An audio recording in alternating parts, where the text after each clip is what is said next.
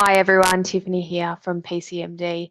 I actually just recently did a presentation outlining the differences between what you'd see normally in an accounting package and what a software such as PCMD would show you. Now, we do go a little bit deeper in PCMD and actually go through some forecast figures, but I just wanted to spend a few minutes because this really hit home with a lot of people in the room, so I thought it was worth sharing. So what I've got here on the left-hand side is just the details of the tender that I'm going to show you. I've made it as simple as possible so that it's easy to interpret for the purposes of this demonstration. So we've got a contract value of around $1 million, a contract budget of $800,000, which leaves us a gross profit of around $200,000 or a margin of around 20%. So the data assumes that the accounting package is going to track each building project individually, okay, which is often not the case. But in this case, I just wanted to go through and look at some core data. Now, on the right-hand side, you'll see that I have a little table here, which will be very similar to the next couple of slides because I go through month by month. It's broken up into three core sections, so claims and costs, forecasted data, and then what actually is my cash position. So what I wanted to show you actually is what is the difference between PCMD and an accounting package?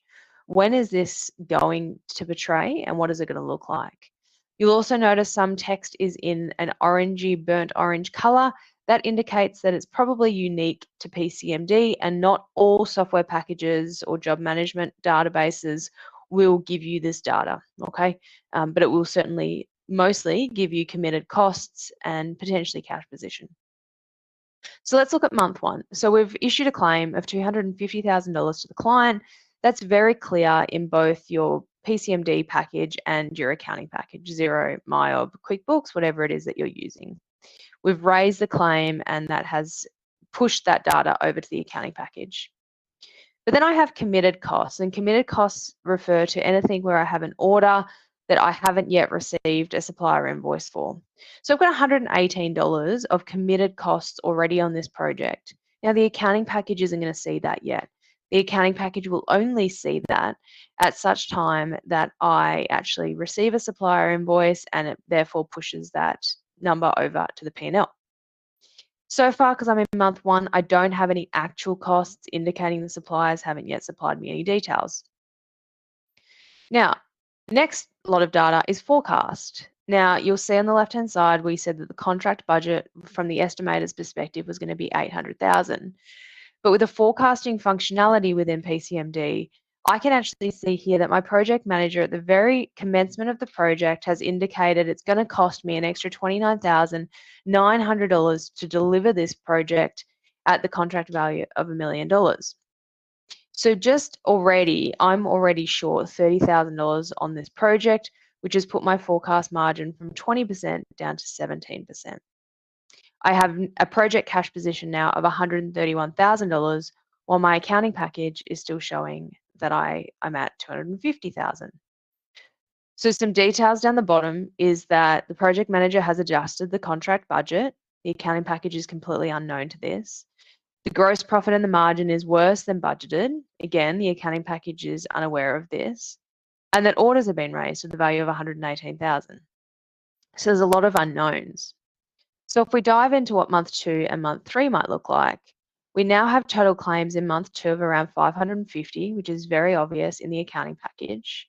I now have some committed costs of 236,000.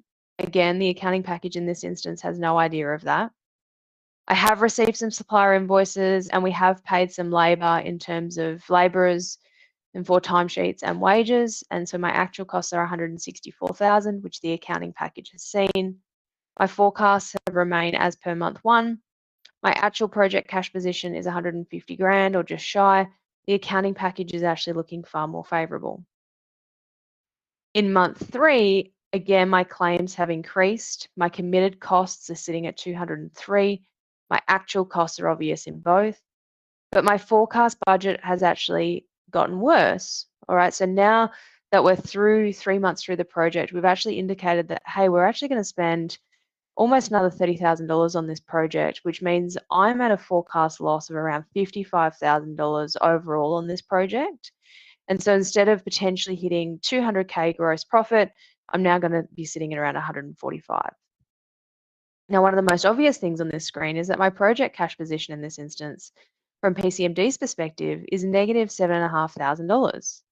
My accounting package looks as though I'm doing great. So some big differences here in terms of what this looks like.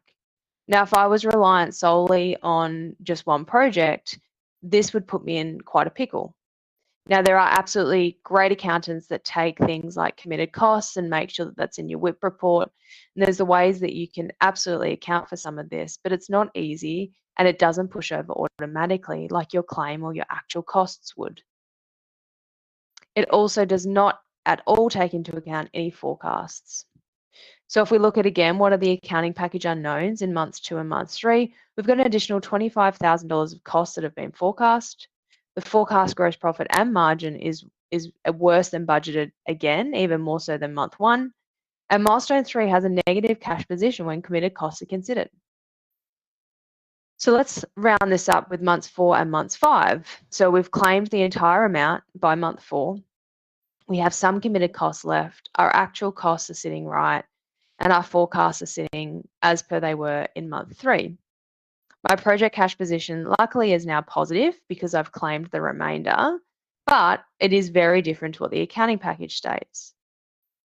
Month 5, I have no more claims to deliver, and my extra $84,000 of committed costs from month 4 have now come into an actual cost, as well as any other labour components, showing my accounting package in line with my claims and my actual costs. My forecasts have remained the same, and I have now seen that my project cash position has finally lined up. So what are the unknowns? There are still costs after all the client claims have been issued. The gross profit and the margin again is worse than budgeted, and the project has lost an estimated $55,000 in profit. The accounting package wasn't aware that that was going to happen until the very end of the project. So let's look at this in graph form. So our original tendered project, $1 million, that hasn't changed to the revised. My contract budget, however, has revised by $55,000 in the red, which means my contract gross profit has decreased by that value. Now, in this instance, that's still a great margin and that might be okay. But you'll see here, if I look across the months, the only time that the accounting package and PCMD both knew exactly what was happening was in month 5 at the completion of the project. Otherwise, in all instances, the accounting package thought we were doing much better than we were. So it just gives you some indication of how many unknowns there can potentially be within an accounting package and a proper job costing management summary. So please take the time to look at your data, dive into the details, and if you need to, please contact us at www.pcmd.com.au. Look forward to hearing from you.